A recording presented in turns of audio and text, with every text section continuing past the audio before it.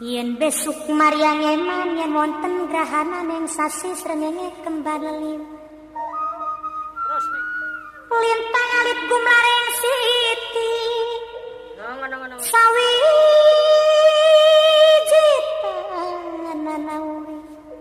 Sawiji tanana urip mung isun karo sampean mati amung kang swarga. Terima kasih Mas Yusuf. Assalamualaikum Profesor Dr. Henry Subiakto. Waalaikumsalam. Assalamualaikum Dr. Kiai Haji Ubaidillah Ahmad Tamam. Terima kasih Mas Yusuf. Ini orang yang paling bertanggung jawab dalam tidak terselenggaranya acara diskusi ini adalah Mas Yusuf Mas.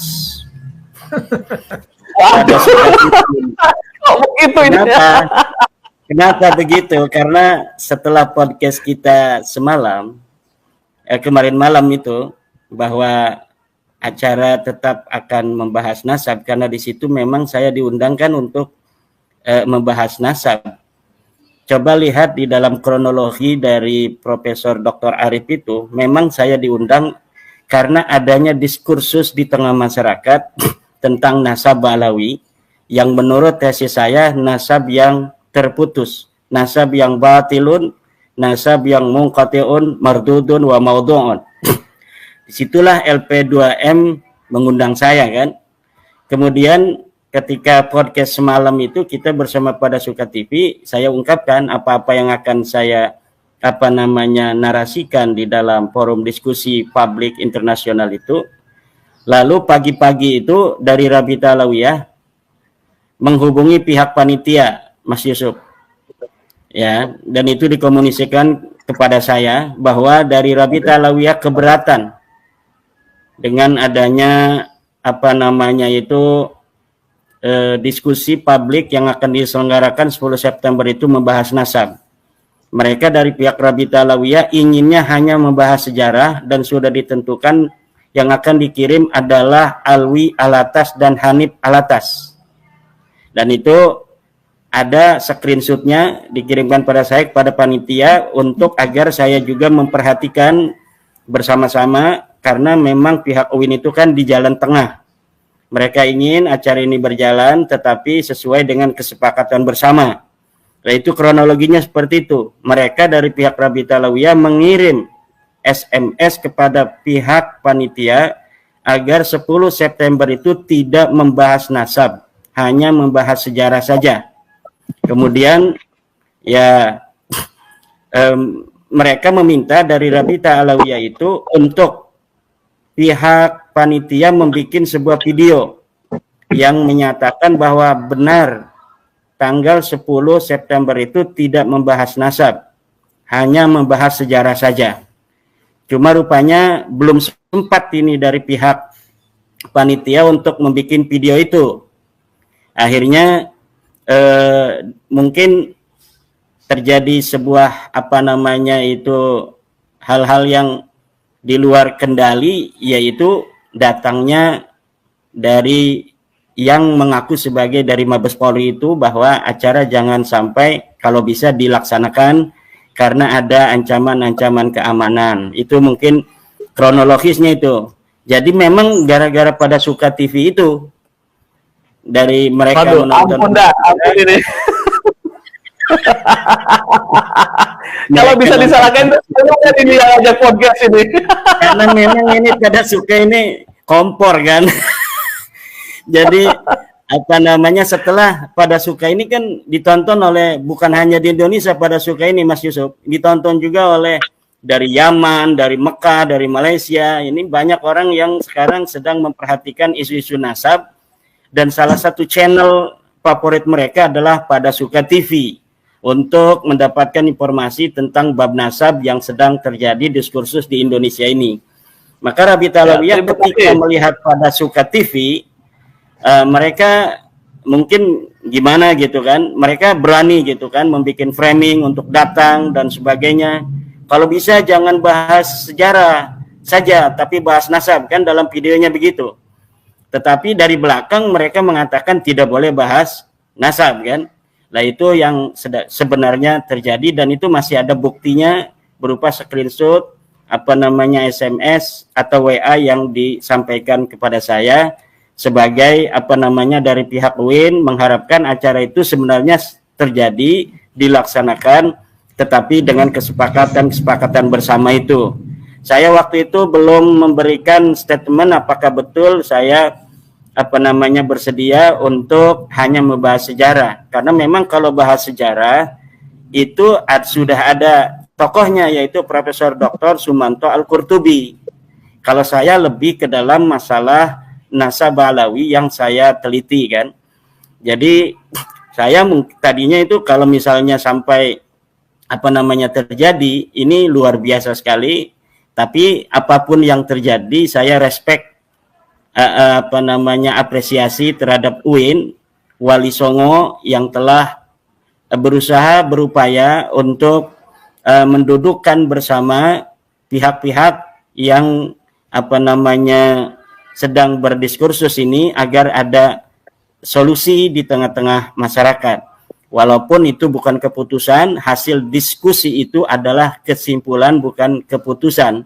Tetapi minimal masyarakat akan melihat bagaimana sih dalil-dalil yang diberikan oleh saya sebagai orang yang telah secara yakin meyakinkan hakul yakin bahwa Ba'alawi ini memang bukan keturunan Nabi. Lalu bagaimana dalil-dalil yang akan diberikan oleh Rabita Alawiyah untuk mengkanter daripada tesis saya itu. Ini mungkin masyarakat sangat apa namanya menunggu itu. Karena memang apa namanya diskusi itu ada yang dilakukan untuk ma'rifatu haqiqati syai'i bil yakin, ingin mengetahui hakikat sesuatu dengan yakin, yaitu tahaqquq wa tasabbut. Ada juga diskusi yang dilaksanakan hanya ingin mengatakan bahwa kita belum menyerah gitu. Seperti diskusi yang sedang apa namanya akan dilaksanakan di Rabita Alawiyah, yang mereka mengundang beberapa orang dengan forum tertutup, itu bukan diskusi untuk ma'rifatu haqiqati syai'i bil yaqin, tetapi hanya untuk mengesankan kami belum menyerah gitu. Kami masih struggle for eksistensi. Kami masih struggle untuk belum menyerah bahwa kami bukan cucu Nabi, tidak. Nah itu yang apa namanya sedang diupayakan dan kita memahami itu sebenarnya ya. Saya sangat memahami sebagai seorang yang meneliti dari apa namanya nasab Ba'alawi ini, bagaimana posisi psikologis mereka di dalam menghadapi sebuah kenyataan bahwa ketika diteliti apa-apa yang telah mereka yakini selama ini, ternyata setelah mereka juga ikut meneliti dari tulisan saya itu, mereka kemudian mencari maraji saya itu, mereka melihat kitab yang saya sebutkan, ternyata memang tidak ada ini. Ternyata memang tidak ada apa namanya sebuah kitab nasab pun yang ditulis dari abad ke-4 sampai abad 9 yang menyebutkan bahwa Ubaid leluhur mereka ini anak Imam Ahmad bin Hamba, Imam Ahmad bin Isa, seorang keturunan Nabi yang terkonfirmasi. Ternyata benar loh, Ubaid ini nggak ada di kitab-kitab nasab dari mulai abad 4 sampai abad ke-9. Oh ini katanya Imaduddin ini mengatakan leluhur mereka Faqih Muqaddam, Sohib Mirbat, Ali Qoli Qasam, Ubaidillah, yang katanya imam itu tidak ada di dalam kitab sejarah sama sekali. Setelah mereka juga melihat referensi-referensi saya, dilihat di dalam kitab-kitab sejarah yang saya sebutkan, oh memang kok tidak ada ini. Dalam kitab sejarah Musallam Al-Lahaji di abad ke-6 tidak ada itu nama leluhur mereka. Dalam kitab sejarah Al-Kamil fit Tarikh tidak ada leluhur mereka. Dalam kitab sejarah apa namanya As-Suluk tidak ada leluhur mereka. Dalam kitab sejarah Al-Ataya As-Saniyah di Yaman tidak ada. Ulama-ulama yang disebutkan, ulama-ulama di Mirbat disebutkan, ulama-ulama di Tarim disebutkan pada saat di mana Faqih Muqaddam itu hidup, ternyata Faqih Muqaddam tidak disebutkan sama sekali. Itu mereka mulai gundah gulana gitu kan. Tetapi bersama dengan itu kemudian mereka mencari alibi-alibi historis untuk dapat apa namanya itu meyakinkan kepada diri mereka sendiri, terutama juga kepada orang-orang yang masih mendukung mereka bahwa tidak disebutkan bukan berarti orangnya tidak ada. Tidak disebutkan bukan berarti mereka bukan cucu Nabi dan lain sebagainya. Inilah yang akan terjadi nanti kita akan lihat dari tanggal 7 yang kami ini diundang, tapi kami sudah firm bahwa kami tidak akan datang dalam forum-forum yang tidak netral seperti di Rabita Alawiyah itu, bahwa dalil-dalil yang mereka sampaikan sama sekali tidak akan bisa menjawab daripada tesis saya itu. Kenapa saya bisa berkeyakinan seperti itu, Yusuf? Karena algoritma dari abad 9, bagaimana penyambungan usaha-usaha itu dilakukan, itu sangat terbukti nyata bagaikan matahari di siang hari. Bahwa memang nasab mereka itu dipabrikasi pada abad ke-9 dengan mencangkok, mengokulasi sebuah nasab seorang ulama di abad ke-8 atau di abad ke-7 ya, 620 Hijriah, yaitu Abul Jadid, untuk disebutkan sebagai saudara mereka tanpa adanya sebuah dalil dari kitab yang semasa atau yang mendekati dari keberadaan Syarif Abul Jadid bahwa dia adalah saudara dari Alwi, leluhur daripada Ba'alawi. Sama sekali tidak ada.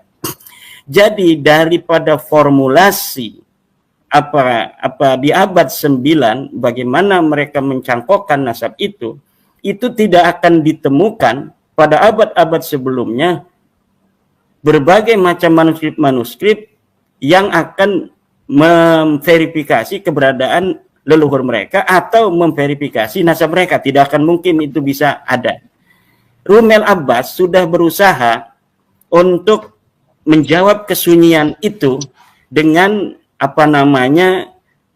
mencari manuskrip, sanad-sanad. Tetapi itu sudah dapat dibuktikan sanad itu sanad yang palsu.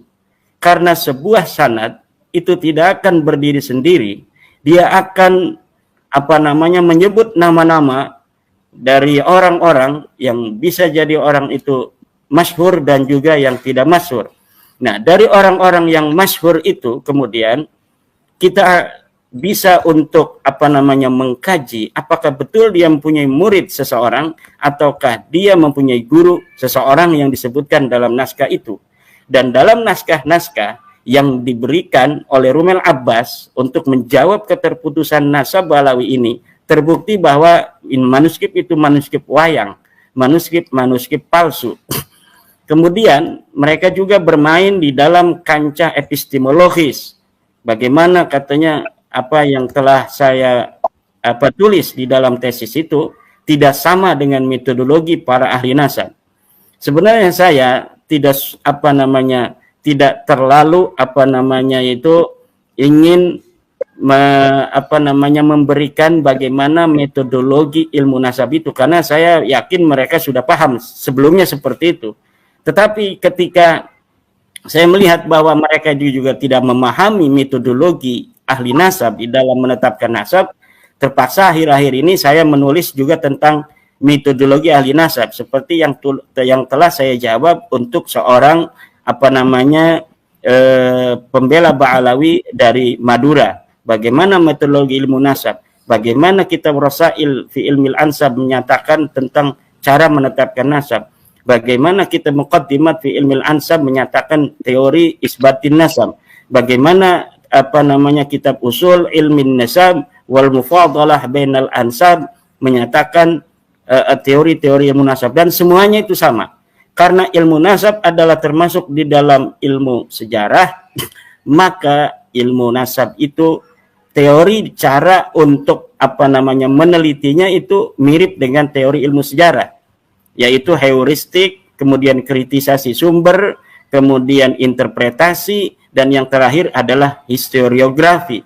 Dan dari sana kita telah dapat menemukan sebuah kesimpulan yang sangat meyakinkan bahwa Ba'alawi ini memang bukan turun Nabi. Ditambah kemudian disyahidi dan dihakimi oleh tes DNA dari beberapa sampel, 180 sampel dari keluarga Ba'alawi yang telah jelas hasil daripada tes DNA mereka adalah berhaplogrup G yang dinyatakan oleh para ahli sebagai bukan keturunan Nabi, karena keturunan Nabi harus sama dengan orang-orang Arab, yaitu J1. Nah, itu yang apa namanya bisa saya sampaikan, Mas Yusuf. Jadi saya kalau untuk apa namanya itu yang telah diputuskan oleh UIN Wali Songo itu sangat apa namanya mengapresiasi, dan kita juga menerima kalau memang itu sudah menjadi keputusan UIN, walaupun saya kecewa ya.